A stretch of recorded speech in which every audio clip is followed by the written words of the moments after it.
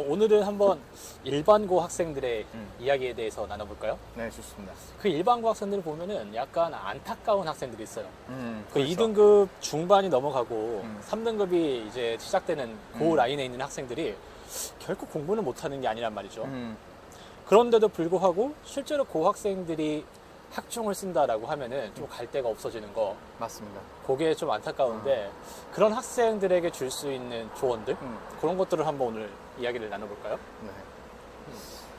저는 그거와 관련해서 학생들이 논술에 대한 의미를 좀 다시 한번 살펴볼 필요가 있을 것 같아요. 왜냐하면 흔히 논술은 로또다. 경쟁률이 너무 수십 대 1, 수백 대 1로 넘어가기 때문에 사실상 변별력보다는 운에 의해 좌우된다라는 오해들이 좀 있는 것 같아요. 실제로 우리가 고등학교 현장에서는 논술에 관해서 수업이나 지도가 조금 이루어지기 어려운 부분도 있고 하기 때문에 그렇게 생각하시는 것 같은데, 의외로 저는 그 정도 성적대의 학생들에게 논술이 학종이나 혹은 교과와 조합했을 때 자신의 눈높이에 맞는 최고의 결과 얻을 수 있는 하나의 전략이 되지 않을까, 그렇게 생각을 하거든요. 확실히 그런 학생들이 학종을 쓴다는 게 사실 조금 비현실적이긴 하죠. 그렇죠. 네. 보통 만약에 2 후반에서 3 중반 정도 되면 쓸만한 학종들은 어디라고 생각하세요? 그거와 관련해서 예를 들면 지방 일반고 학생들 같은 경우에 의외로 전교 1, 2등 하는 학생들이 서울대를 합격하지만 그 이하 학교들의 특히 인기학과들에서는 좋은 성적을 못 거두는 경우들이 많아요. 그걸 약간 확대시켜서 적용시켜 보자면 심지어 서울 내에 있는 일반고 학생들이라고 하더라도 2등급, 3등급 정도의 내신 학생들이 경쟁력이 없지는 않으나 과연 자신의 눈높이에 맞는 흔히 말하는 서성한 중경외시 정도 라인에 괜찮은 학교 학종을 뚫을 수 있느냐, 저는 힘들다고 보거든요. 그쵸. 네. 사실 그 라인이 아니라 건대나 네. 뭐 동국대, 홍문대 이런 데도 사실은 쉽지 학종으로 않습니다. 네. 거의 힘들다고 봐야 네, 되지 네, 않을까요? 네.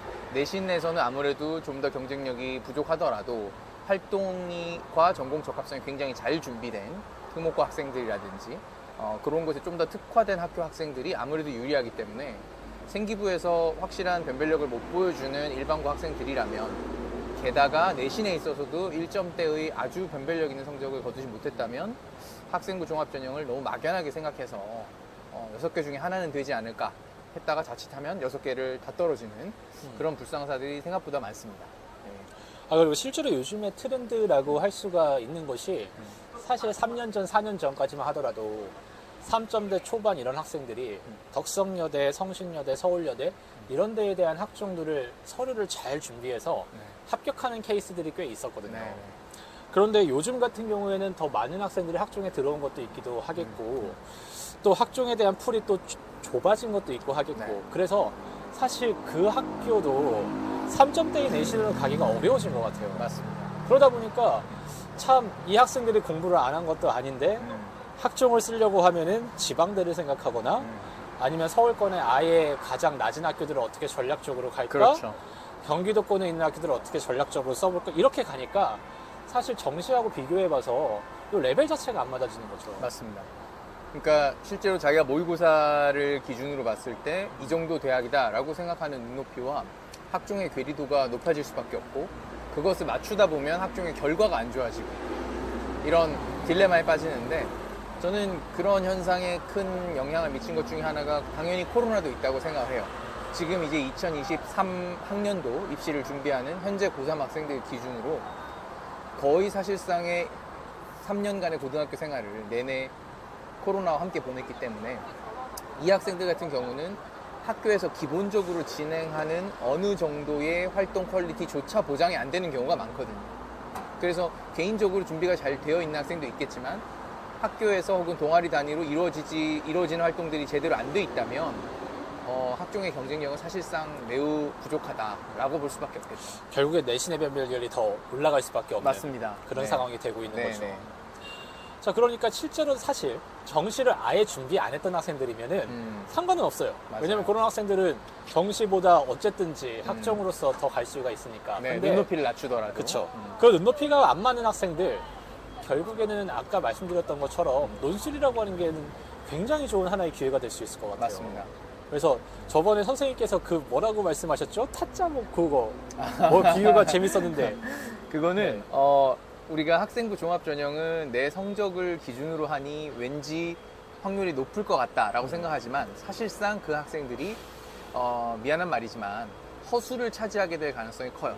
그러다 보니 우리가 영화 타짜에서 농담으로 타짜다, 호구다 이런 말들을 하는데 과연 우리가 학생부 종합전형에서 일종의 들러리를 서주는 역할에 만족할 것인가, 아니면 전략적인 판단으로 논술을 잘 지원함으로써 내가 굉장히 타짜와 같은 그런 좋은 결과를 얻어낼 수 있을 것인가, 이렇게 접근을 한다면 논술에 대해서도 다른 관점으로 이해를 할 수 있을 것 같습니다.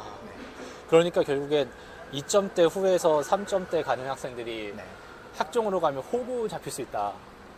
들러리를 설 수 있다는 거죠. 네. 대신에 논술로 가면은 논술의 타짜가 될 수가 그렇죠. 있다. 그런 얼마든지 거죠? 제로 베이스에서 시작할 뿐더러 선생님 잘 아시겠지만 논술에서 내신을 반영하는 학교들의 거의 대부분이 내신 2등급, 3등급 때까지의 학생들에게는 감점이 거의 미미합니다. 0.1점, 0.2점 감점. 많은 학교들이 뭐 2, 3점인데 그 정도는 충분히 논술로 만회할 수 있는 변별력이기 때문에 내신의 유불리를 너무 고민하지 않고 2, 3등급 학생들이라면 논술을 충분히 병행하는 것을 고려할 수 있다. 이렇게 말씀드리고 싶어요. 사실 3등급이면 논술에선 최상위 내신이죠. 그렇죠. 맞습니다. 왜냐면 2등급 때 학생들 어차피 학종으로 가니까 맞습니다. 잘 안 들어오고 네. 논술에서의 1등급은 음, 3등급이다. 그렇습니다. 맞습니다. 거기서부터 시작되니까 오히려 훨씬 더 네. 메리트가 큰 거죠. 네. 일부 여대를 제외하면 사실상 5등급, 6등급 때까지 학생에게도 내신으로 인한 디스어드밴티지는 별로 없다라고 말씀하셔도 무방할 것 같아요. 사실 그 일부 여대라고 할 수 있는 이화여대도 네, 10과목만 뺏어보니까 맞습니다. 내신의 어드밴티지 네. 같은 경우에서는 사실은 별로 그렇게 맞습니다. 효과가 없다고 봐야 되겠죠. 음. 그러면은 그 학생들이 논술로 돌린다. 선생님은 어디까지 생각해 볼 수 있다고 생각하세요? 현실적으로 말씀을 드리자면 연세대학교는 약간 논외로 보셔야지 할 것 같아요. 왜냐하면 문제 유형도 있고 난이도의 특징도 있고 또 경쟁률을 무시할 수는 없기 때문이겠죠. 그렇지만 실제로 저희 학생들 같은 경우에도 한양대학교라든지 성균관대학교라든지 이런 자신의 평소 학생부 종합전형 눈높이로는 생각할 수 없었던 학교들을 굉장히 쉽게 합격하는 학생들이 있습니다. 왜냐하면 성균관대 같은 경우 아까 말씀드린 그 정도 내신 때의 학생들이 모의고사를 기준으로 봤을 때 수능 최저를 충분히 맞출 수 있는 경우이고요.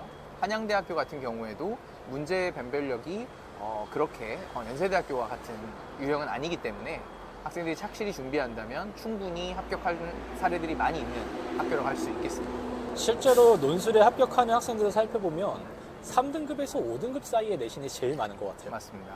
그보다 높은 학생들은 사실 논술을 잘 안 쓰고 네. 그보다 떨어진다고 했을 때 일반고에서 6등급, 7등급이 나오면 정말 특이 케이스가 아니면 네. 사실 공부를 놓은 거거든요. 그렇죠. 네. 그러니까, 미안하지만 네. 학생들이 이제 텍스트에 대한 해석이나 글을 구성하는 능력이 좀 부족할 수 있기 때문에 지금 시점 혹은 여름방학 정도부터 준비한다는 것이 비현실적으로 보일 수 있는 것이 사실이겠죠. 하지만 2, 3등급 때의 학생들이라면 어느 정도의 학업 능력이 있다는 가정하에 지금부터 짧게는 한 3, 4개월, 조금 길게 보자면 5개월 정도의 준비 기간을 가진다면 충분히 변별력 있는 글을 완성할 수 있는 수준에는 도달하지 않을까 하는 생각이 듭니다. 동의합니다. 결국에는 그 학생들이 뭐 정말 열심히 한다면 연대도 가능하겠고 네. 아니면 성대부터는 충분히 자기가 노력한 바에 따라서 논술로 갈 수 있다. 네. 그거죠. 그러니까는 한번 생각을 해보면 학생들이 6장을 쓴다고 했을 때 그 중에 사실 학종으로 2장이나 3장 정도는 지른다. 네. 혹시 이런 얘기들을 하잖아요. 맞습니다. 그 대신에 논술로 지르면 네. 가능성도 높아지고 네. 레벨도 높아질 텐데 저희가 아까 말한 것처럼 감에 의존해서 호구가 지르는 것과 타짜가 철저하게 계산과 전략을 세워서 배팅을 하는 것은 다를 수 있죠. 그쵸. 네, 저희는 이제 후자의 길을 학생들한테 제안을 하는 거고요. 결국엔 그 타짜가 되기 위한 공부를 또 열심히 안 할 수는 없죠. 맞습니다. 생각보다 논술에 대한 어떤 부담감 혹은 막연한 거부감을 가진 학생들이 단기간에 논술이 완성되는가에 대한 고민을 하는 것 같아요. 학부모님들도 마찬가지고.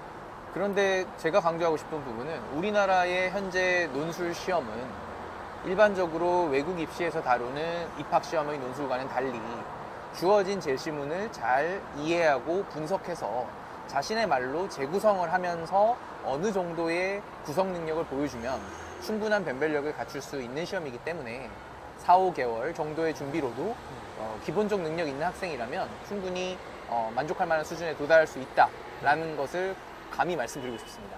그러면 다음에 한번 그 논술의 특징 네, 그런 것들 좀 더 구체적으로 다뤄볼까요? 좋습니다. 어떻게 해석되고 어떻게 글이 작성되고 하는지. 네, 그래서 왜 대체 지금 준비했을 때 합격이 되고 수능이 끝나고 준비하면 약간 어려워지는지 네. 그것들을 한번 다뤄보시는 것도 좋을 것 같아요. 좋습니다.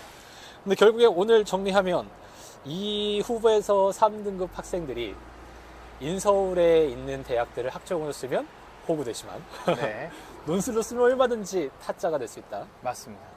논술의 타짜가 되는 거 참 매력적이네요. 네, 알겠습니다. 그러면 다음번에 한번 그 또 다른 논술 이야기로 또 만나도록 하죠. 알겠습니다. 수고하셨습니다. 수고하셨습니다. 네.